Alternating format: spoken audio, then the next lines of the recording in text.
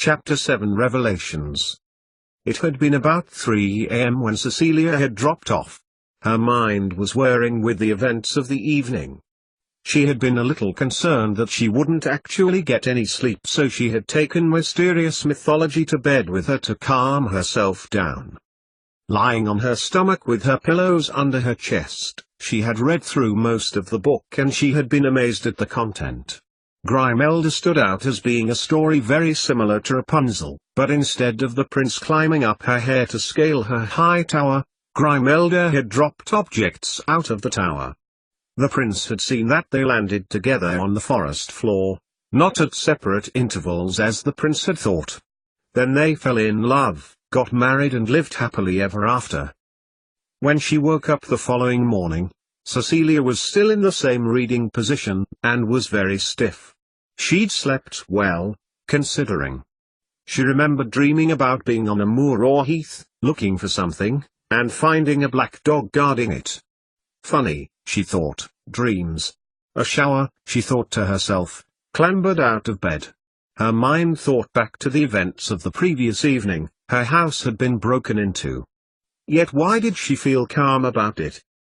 Considering this, she absently slipped on her dressing gown, making her way to the bathroom, and nearly got the fright of her life when she bumped into Snape coming up the stairs with a mug of tea in his hand.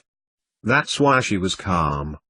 Strange how someone so austere, cold, someone she was sure she would never speak to ordinarily, had made her feel safe.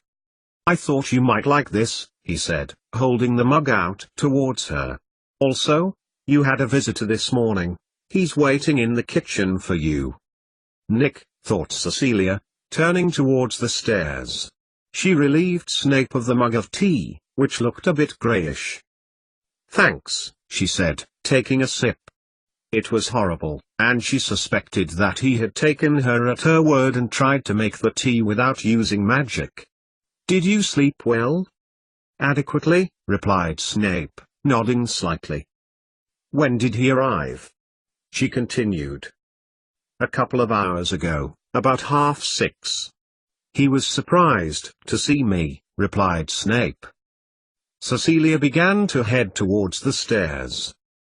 "I must warn you though," he continued, as she turned the corner into the kitchen. He didn't get to finish the sentence. Cecilia gasped as she saw Nick inanimate, as if halfway through a discussion. "I am sure you can understand," continued Snape. "He cannot know of me being here. Not only for the sake of wizards," he added, "but for your safety." "He needn't have worried though." Cecilia's mouth transformed into a grin, and she giggled a bit. Nick looked at her, his mouth just slightly ajar, and his arm raised in a fixed gesture and his leg half raised. If only he could see himself, she chuckled. And know why. He'd find it hilarious. She stepped over towards her ex-colleague and friend and waved her hand before his eyes. She turned back towards Snape. "Can you undo it? He's going to be okay, isn't he?" "I will remove the Immobilis charm when you're ready," said Snape, a little confused at her finding the situation amusing. "He won't remember anything of the last 2 hours, and will believe he's only just arrived." Cecilia nodded, and Snape waved his hand. "Immobilis Sansor," he intoned, then turned. "I'll make myself scarce." "Okay, see you," said Cecilia, without turning round. She watched as Nick's face began slowly to become animate. His features began to move, as if they were unfreezing. His limbs began to take the step he had been making before Snape had made him immobile. It took Cecilia some effort to move to the other side of the kitchen, and begin preparing breakfast. "Oh," said Nick, when he had finally become animate again. "What was I saying?"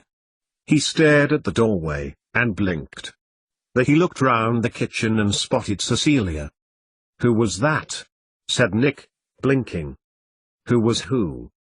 she said, with her back to him. She was trying to suppress a big grin. "The man who." He blinked again, as if he was trying to remember something. "Don't know what you mean," said Cecilia, turning towards him holding 2 slices of bread. "I was just going to ask you whether you wanted brown or white toast with your eggs." 20 minutes later, they'd finished breakfast. He'd mentioned her leaving for London, trying to convince her to stay and go back to work with him at the lab. She'd laughed but was firm, and told him so. As she cleared away the breakfast things, she thanked him for the glassware. "How much do I owe you?" she said. "Must be a good couple of £100 worth here." "Nah, forget it," said Nick, standing up. "Most of it's contraband anyway." He winked at her, knowingly. "Micro?" she asked. "Yep," he said happily, running the tap. "Leave it," she said. "It'll give Amy something to do after I go." She turned, and noticed his crestfallen face. "I'll be fine, honestly," she said, smiling kindly. "Amy's got my contact address, and as soon as I'm back up, I'll pop in." Nevertheless, when she hugged him reassuringly, a little tinge of sadness entered her stomach. Despite reasoning out to herself that going off with Snape and entering the wizarding world was what she needed, she was still going to miss the big soft bugger. A few minutes later, having seen him off at the door, she wondered what Snape had done with himself. "Nick's gone now," she called, trying to locate him. When he didn't answer immediately, she continued, "Severus? You okay?" He opened the living room door, looking stony-faced, and she looked past him at her gas fire, which was emanating emerald green flames. "What there?" she started. Then she noticed a head in the flames. It was Professor Dumbledore. He was smiling, and gave her a little wink when she drew nearer. "How did you?" she began, looking between Dumbledore's head and Snape. "The Flu Network," replied Snape, simply. "Just one of the methods we have for communicating amongst ourselves. I had your chimney set up last night." "Professor Snape was just filling me in on the details of last night," said Dumbledore's green head. "I understand that you are feeling fine now." Cecilia lowered herself to a sitting position, cross-legged in front of Dumbledore. "Yes, Professor." Professor Snape kindly helped to rectify the damage done. She glanced back at Snape, and smiled. "I am glad he was here last night, to be honest." Dumbledore smiled kindly. "I also understand he informed you of more details of your research," continued Dumbledore. "I was intending to reveal this information to you today, when you arrived at Hogwarts, but now at least you have a head start." "Hogwarts? Won't I be returning to Grimmauld Place?" "Of course not, you dope. Didn't he tell you that last night?" "That was my original intention, yes.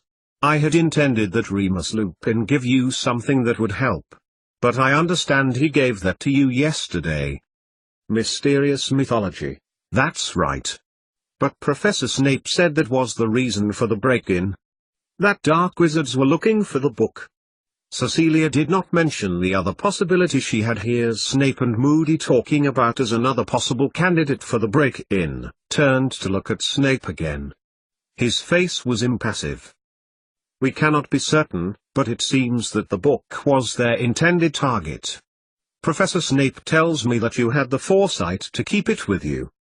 Had this book been taken by the enemy, Cecilia, be under no illusion that it would have been particularly damaging to our cause."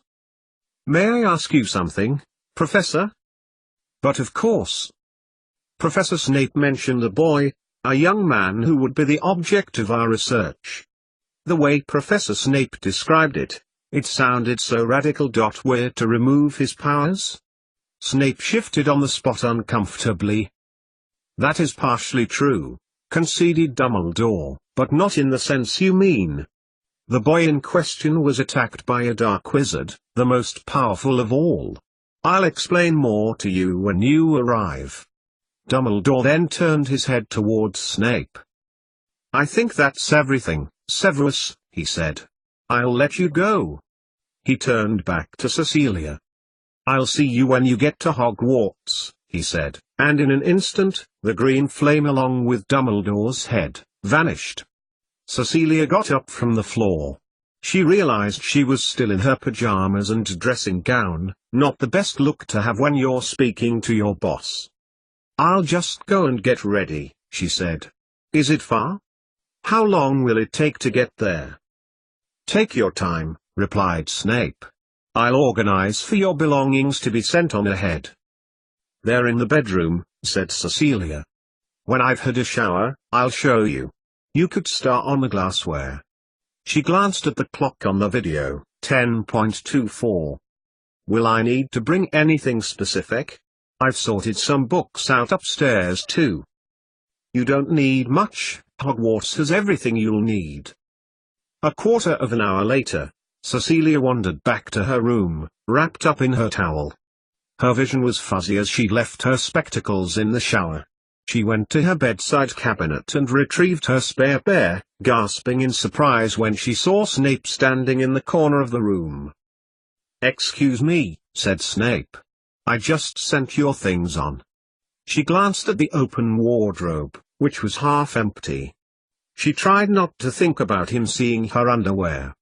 "Oh," she said, trying to remain calm. She was standing here wearing only a dressing gown. "Just don't think about it," she told herself. "Thank you," she said, with as much dignity as she could muster. "If you don't mind, I'll just get dressed, and then we can be off." "Of course," he replied, and left, closing the door behind her.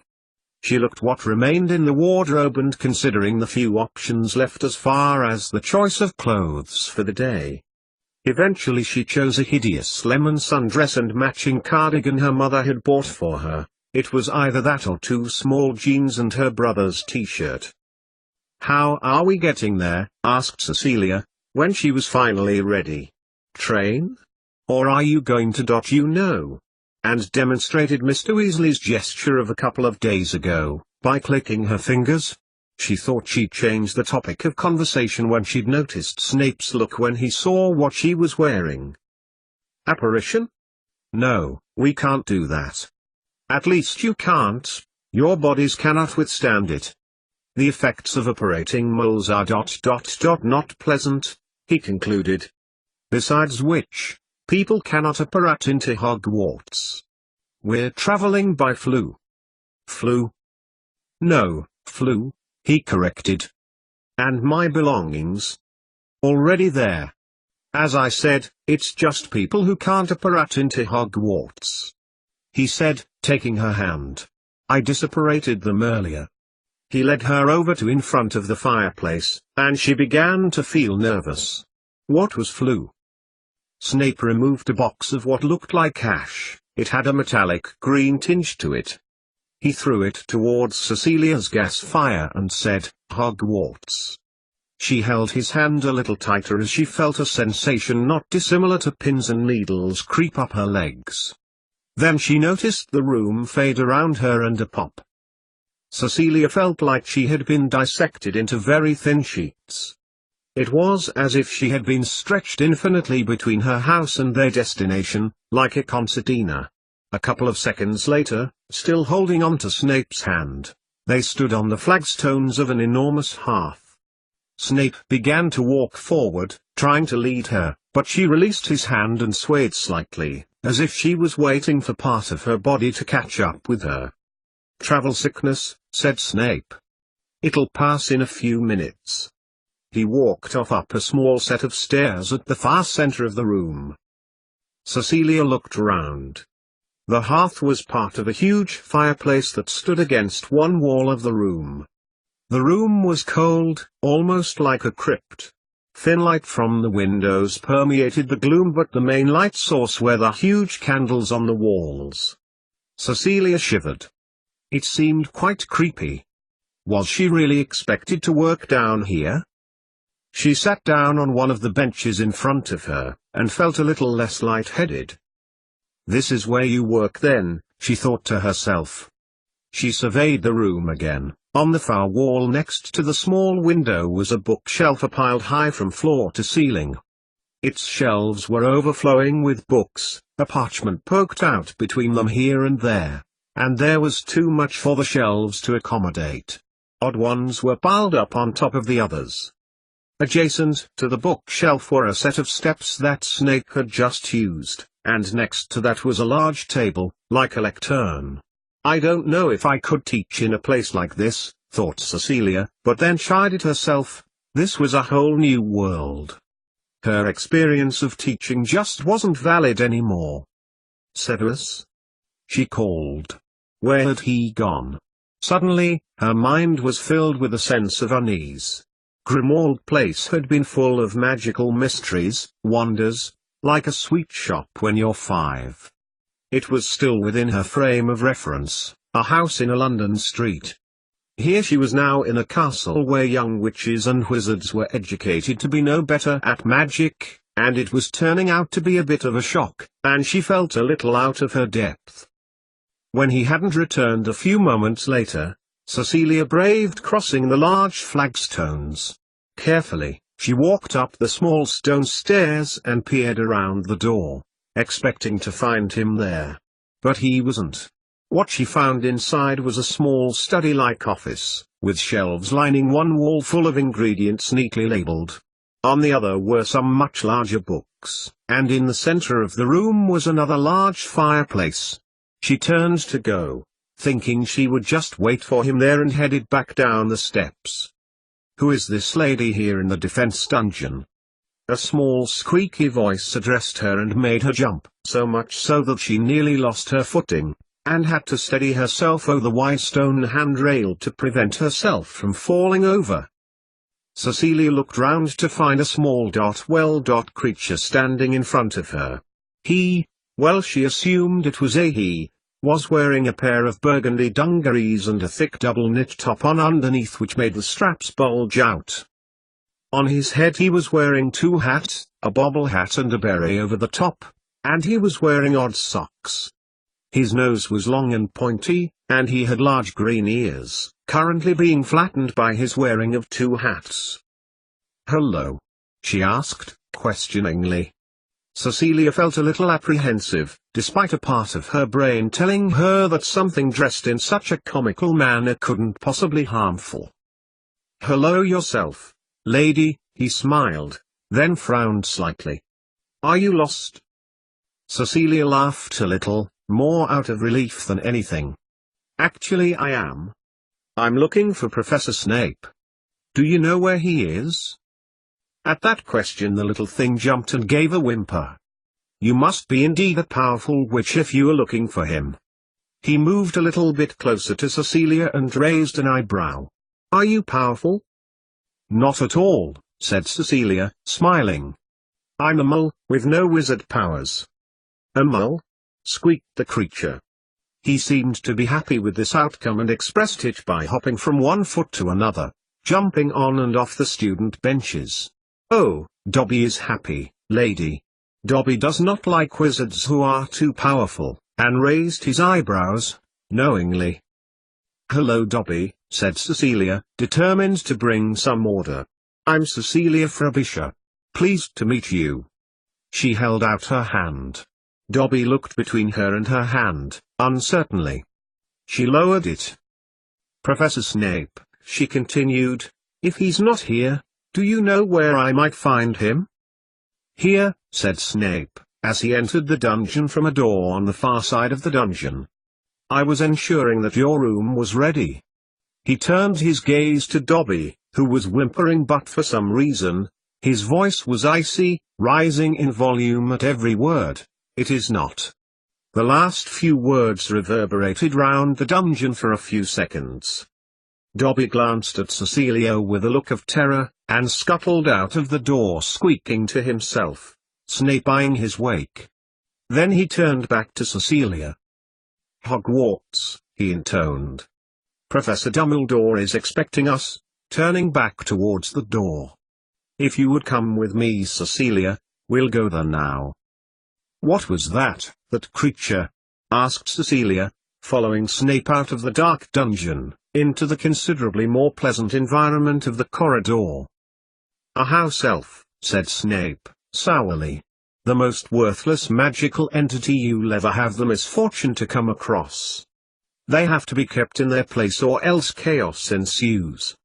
Cecilia smiled inwardly, recalling the sight of Dobby springing on and off the benches. As they walked, Cecilia marveled at the building. Its outer sandstone cladding was exposed here and there, and where some had worn away, the granite underneath was exposed. Within minutes, they were crossing a courtyard into another part of the school, the tall towers looming high, the Gothic-style crenulations outlined against the bright summer's sky. They crossed into another building, a high-ceilinged hall whose front steps rose from the center. She paused, marveling. "The castle has stood for over 1,000 years," said Snape, who'd also stopped. "Impressive, isn't it?" Cecilia nodded.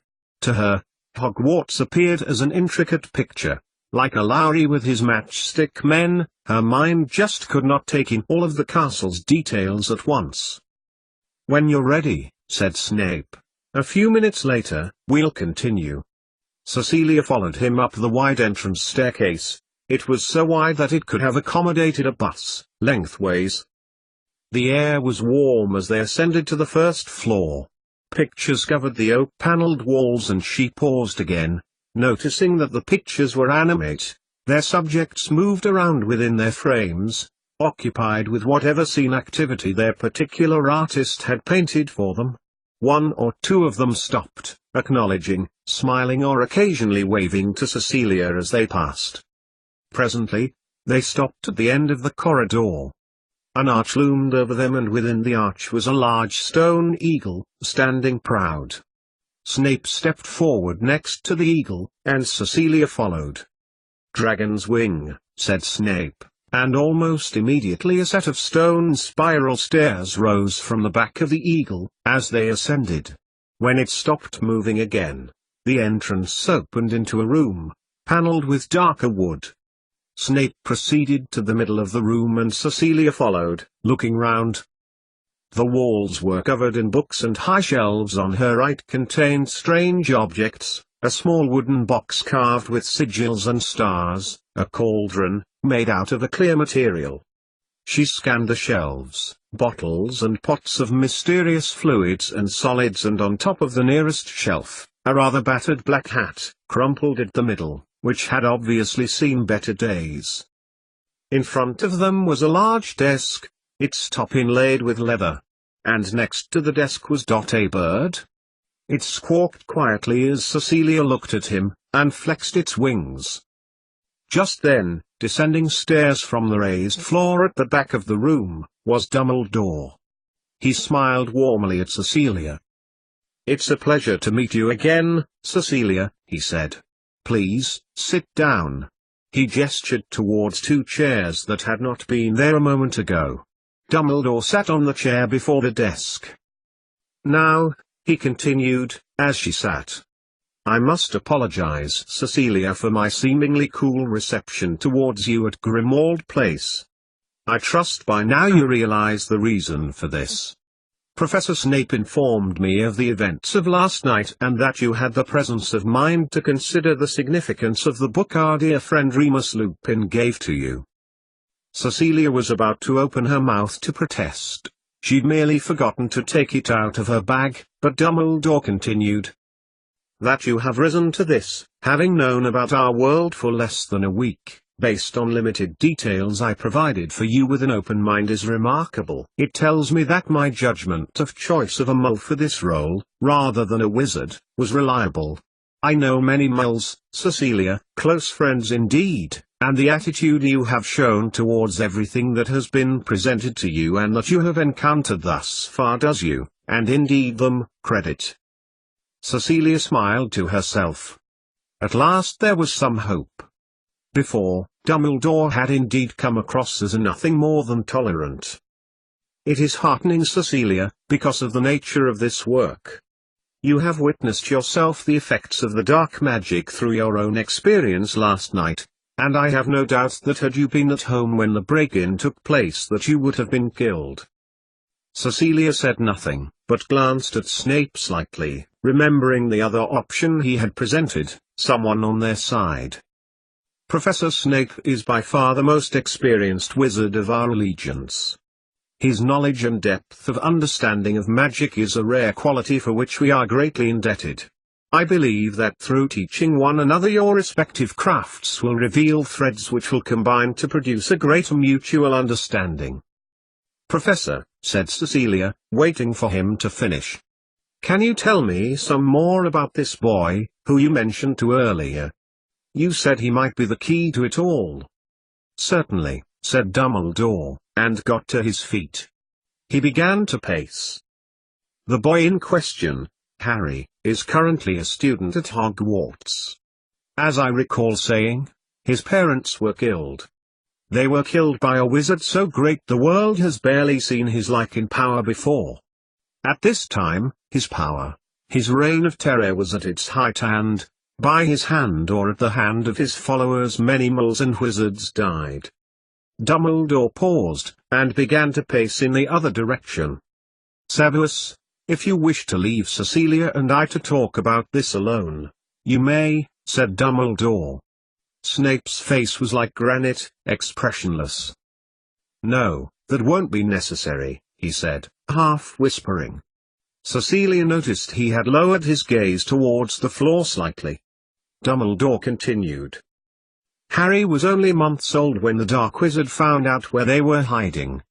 He murdered Harry's father outright, before he even had a chance to speak, then turned his attention to Harry. Dumbledore sighed, and walked over to the Phoenix, tickling him idly on the back of the head. It squawked, and belched a small jet of flame through its mouth. Dumbledore smiled at it affectionately as he extinguished his smouldering beard with one hand. He began to pace back up his office again. His mother begged him not to kill her son, so he murdered her there and then. He turned his attentions to Harry again, but the spell backfired, which all but reduced the wizard to nothing. Dumbledore turned and faced Cecilia. What repelled him was the love of Harry's mother. It is this protection she gave to her son when she sacrificed herself, and the power that is keeping him, even now, from harm. The space in her mind which Cecilia had kept open for this revelation was nowhere near sufficient. She wrinkled her brow as she tried to make sense of it all. You want us, she said, to investigate study love? As a physical entity? The love of which I speak has existed since the dawn of time, and this makes it powerful. Combined with the powers that the Dark Wizard unwittingly transferred to Harry, it would, were he of age and have sufficient skill and experience, possibly 10 years hence, be likely that he would be able to defeat him. However, we do not have that time. We have barely enough time for you to investigate this yourself. But even now the world is on the edge of an evil which could, were the Dark Wizard to gain more followers and allies, bring about terrible harm and suffering. It is Harry's powers, Harry himself, that I wish you to investigate, using the tools of Muggle science. Only then will we have sufficient understanding and wisdom to create a weapon of such might that will be capable of destroying the Dark Wizard's power, so he will never rise again. Despite herself, Cecilia shuddered, trying to take it all in. Professor Dumbledore, she said eventually, how many other Muggles know about this? You mentioned the Prime Minister before, how he helped you recruit us. Is he aware of this? Not in as much detail as I have revealed to you. However, of the threat he is quite aware, and has, I believe, been involved in trying to protect Muggles as much as possible. But, this is getting much harder, as the more followers the Dark Wizard accrues, the more Muggle baiting is taking place. Muggle baiting? What do you mean? Asked Cecilia, hoping that what she thought Dumbledore meant wasn't related to the images she was trying to block out of her mind. The deliberate ensnaring of Muggles. It wasn't Dumbledore who spoke now, it was Snape. Followers of the Dark Lord catch Muggles off guard. They take it in turns to torment them, torture them, and eventually kill them for their own amusement. Nothing invokes their mercy, neither age nor gender. Cecilia turned round in horror to look at Snape, but he was now standing with his back towards them, arms folded and with his gaze firmly on the office door. She looked back at Dumbledore, hoping he would refute it. Regretfully, Severus is right. This is why you were afforded protection of the Order when you returned home, which, as I am sure you can understand now, was necessary, and why it is far safer for you to work on this here, within the safety of Hogwarts. You may wander freely around the ground and first floor of castle and the grounds, however, please stay to those areas. We cannot guarantee your safety if you do not. Certainly, Professor, said Cecilia and, still shocked on hearing about mulbaiting, continued, what if whoever broke in at home returns? Do you have a telephone here, so I can call Amy, my sister? Make sure she is all right? Telephone? Said Dumbledore, mulling over the word. Ah yes, a device that Mulls use so they can talk to one another. No, I'm afraid not, Cecilia, but I'll arrange for a member of the Order to visit your sister, to put your mind at rest. Dumbledore stood up and smiled. I hope everything Professor Snape will show you your room, and the main part of the castle, he concluded, nodding towards Snape, who had rejoined them. There is no staff around, except for our caretaker and gamekeeper. You may tell them what you wish apart from the nature of your work. You may have access to anything you need, just ask either Professor Snape or myself. Cecilia noticed Snape's eyebrow incline ever so slightly. Dumbledore continued. Meals are served in the Great Hall and I have informed the house elves of your presence. I met one of those, began Cecilia, thinking of Dobby, then gasped, concerned. He seemed to get a bit agitated with my being there. Mentioned I was a Mull and that I was working for you. Was the house elf wearing many clothes simultaneously? Cecilia nodded. Dobby, said Dumbledore. He is a free elf, working in Hogwarts under wage. Harry has his undying loyalty, so if he discovers that you are working with Harry too, you may be overwhelmed with help.